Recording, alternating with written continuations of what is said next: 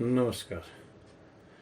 आज हामी प्रोटुल्समा audio insert कसरी गर्ने भन्ने कुरा चाहिँ यहाँ जानकारी गराउन चाहन्छु। मैले एउटा फाइल मैले प्रोटुल्समा चाहिँ यहाँ इन्सर्ट गर्दैछु है। म प्रोटुल्स खोलेँ अहिले। प्रोटुल्स 10 छ मसँग।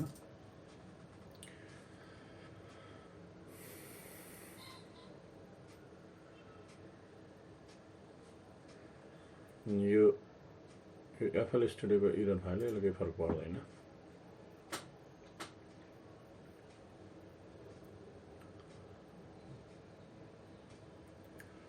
फाइल क्रिएट गर्नुपर्छ पहिला। फाइल बन्द गरौँ। अब यहाँबाट चाहिँ फाइलमा जाउँ, न्यू सेसन गरौँ। यो 24, यो 48 यो चाहिँ हेर्नुपर्छ। अनि यहाँ चाहिँ क्रिएट ब्ल्याङ्क सेसनमा है, क्रिएट फुल सेसन होइन, यो क्रिएट सेसन फ्रम टेम्प्लेट होइन, यो चाहिँ क्रिएट ब्ल्याङ्क यसमा गर्ने। अनि यो 24 यो 48 पर्छ। अनि ओके गर्ने। यसले कहाँ राख्ने भनेर सोध्छ है। मैले चाहिँ यहाँ डीमा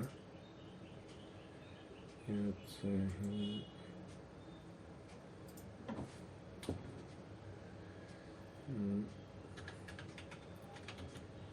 इन्सर्ट फाइल भनेर सेभ गरेँ। अब यहाँ चाहिँ यो सेभ भयो, फाइल क्रिएट भयो। अब चाहिँ त्यो फाइल चाहिँ कहाँ छ त्यो चाहिँ हामी जान्छौँ है। गुड। जस्तो यो भयो, एरेन्ज भयो,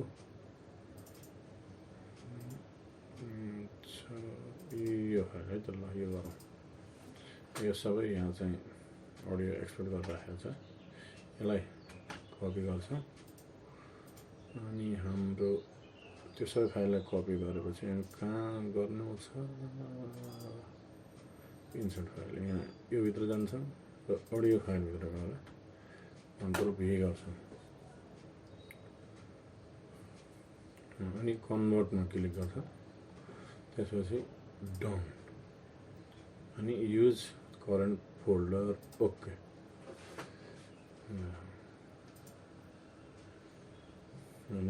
सबै फाइल यहाँ इन्सर्ट भयो है। अब इन्सर्ट भयो। अब यसको चाहिँ टेम्पो मिलाउनु पर्छ है। यो टेम्पो मिलेको छैन, यहाँ बारमा छैन नि त है। त्यसको लागि यो चाहिँ यसको 200 हो। अनि यसको यो चाहिँ मिटर चाहिँ मिटर भनेको बिट, यो चाहिँ 6 8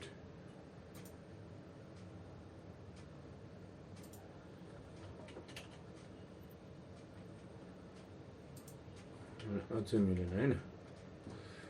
यसको टेम्पो 205 210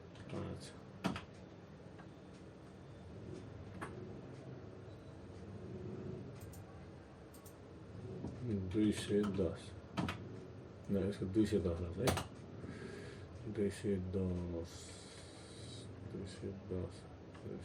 210 है। कहिलेकाहीँ कन्फ्युज भइन्छ। यो ठ्याक्कै यहाँ चाहिँ यो 3बाट यो मिल्नु पर्यो है। अब हामीले यहाँ चाहिँ यो यहाँ बढाउने घटाउने छ है। यसको